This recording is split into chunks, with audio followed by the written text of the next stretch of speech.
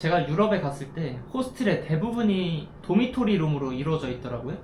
그러면 이 도미토리 룸을 운영했을 때 호스텔의 입장에서 장단점이나 운영할 때 어떤 게 더 좋은지 그런 부분을 설명해 주실 수 있으신가요? 물론 지역적으로 좀 체크들을 많이 해야 될 거고요. 가령 서울에서는 홍대라든지 아마 명동 지역도 마찬가지일 거고요. 젊은이들이 많이 방문하는 지역들은 저는 도미토리도 상당히 좋은 객실 구조의 하나라고 생각합니다. 왜냐하면 한정된 공간 안에 2층 침대로 많은 사람들이 스테이할 수 있으니까요. 그래서 그런 면에서는 상당히 좋고, 젊은이들 같은 경우에 호스텔을 오는 이유가 단순하게 숙박만 하는 것이 아니라 여러 나라에서 온 관광객들을 서로 만나서 정보 교환도 하고, 그리고 아마 여러분들도 그런 경험들이 있을 겁니다. 맥주도 한잔 하면서, 그리고 세계 각국의 음식들을 만들어 놓고 서로 정보 교류하는 역할들을 이 숙소에서 진행들을 해주는 거죠. 그리고 또 뭐 저도 예전에 제가 배낭여행 다니면서 그렇게 했지만, 하룻밤 같이 얘기하고 술자리를 기울이면서 마음이 맞는다라고 하면 다음 여행지까지 같이 여행하고 했던 적도 있거든요. 그래서 외국인 관광객들 중에 외국인 MZ세대들이 많이 방문하는 지역들은 저는 도미토리의 객실 수를 늘리는 것도 아주 좋은 운영의 방법이라고 생각합니다. 대표님이 운영하시는 호스텔에도 도미토리 룸이 하나 있는 걸로 알고 있는데 도미토리 룸이 여러 군데가 있는 그런 호스텔들도 서울에 있나요? 지금 캡슐텔 이름으로 오픈하는 곳들이 있고요. 2019년도 전까지는 그런 도미토리 객실만을 가진 숙소들이 홍대나 종로 쪽에 화랑으로 운영을 하고 있었죠.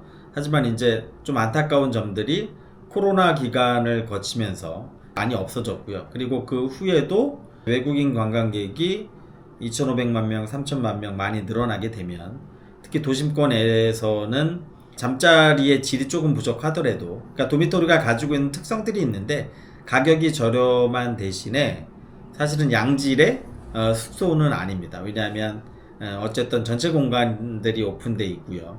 또 2층 침대니까요. 위에 있는 투숙객이 코를 많이 곤다든지 뭐 여러 가지 상황들이 있겠죠. 내가 혼자서 싱글룸이나 더블룸을 쓰는 것보다는 숙박의 질은 떨어집니다. 그런데 중요한 것이, 제가 항상 말씀드리는 게, 인테리어도 중요하지만 더 중요한 것이 합리적인 가격, 그리고 위치라 그랬죠. 그런데 이런 캡슐호텔들이 가지고 있는 장점들이 역 바로 앞에 있거나 2, 3만 원에 사용이 가능하거든요. 그래서 이런 것들이 주머니가 가벼운 청년 세대들에게, MZ 세대들에게는 좋은 숙박시설이 되는 거죠. 그런데 그런 장단점들이 있습니다. 그런데 제가 생각하기에는 이제 코로나도 지났으니까 다시 이런 시설들이 많이 보충되지 않을까. 그리고 기존의 도미토리 룸들이 막연하게 2층 침대 쭉 놓여져 있고 좀 개별적인 공간들이 분리가 안 됐었거든요.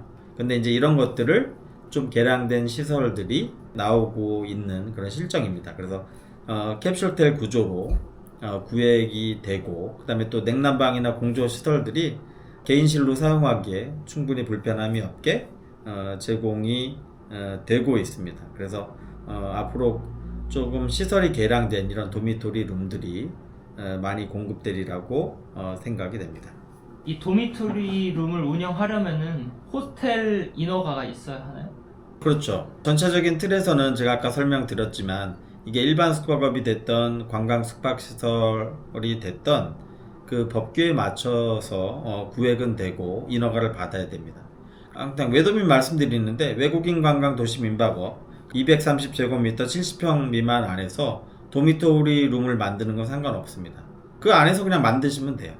그래서 여러분들이 개별 독실로 갈 것인지 도미토리 룸으로 갈 것인지 여러분들이 만드시면 되겠죠. 그런데 아마 여러분들이 고민하는 게 수익률일 거예요. 내가 도미토리 룸을 놓는다는 것 자체가 한정된 공간에서 어떻게 하면 돈을 더 많이 벌 것인가, 그것들을 고민들을 하시겠죠. 그러니까 만약에 내가 외국인 관광 도시 민박업으로 70평 미만의 공간에서, 요새는 한두 고객을 대상으로 독채룸들을 많이 운영을 하시거든요. 왜냐면 이제 굳이 내가 고객들을 맞이하지 않더라도, 환대하지 않더라도 무인으로 운영들이 다 가능하신 부분들이 있으니까요. 그래서 하루에 뭐 숙박료를 20만원, 30만원 뭐 받았을 때, 근데 만약에 그와 같은 시설에서 내가 도미토리 룸으로 20명이 들어갈 수 있는 객실을 만들었다 라고 하면 그 수익률을 비교하시면 되겠죠. 그런데 또 여러 가지 고민하셔야 될 부분들이 있습니다. 왜냐하면 침구에 대한 세탁이라든지 가족 단위 독채로 한 팀을 받는 것과 그 다음에 20명의 고객들을 또 물론 무인화로 운영할 수도 있겠지만 아마 여러 가지 이슈들이 생길 겁니다. 여러 가지 고객들을 응대한다는 것들은. 그래서 그런 것들은 고민들을 좀 해보셔야 됩니다. 저희 N호텔 같은 경우는 호텔 객실이 100개니까요. 그 100개 중에 싱글이나 더블룸을 5개들을 합쳐서 도미토리 룸으로 계획된 호실이 있습니다.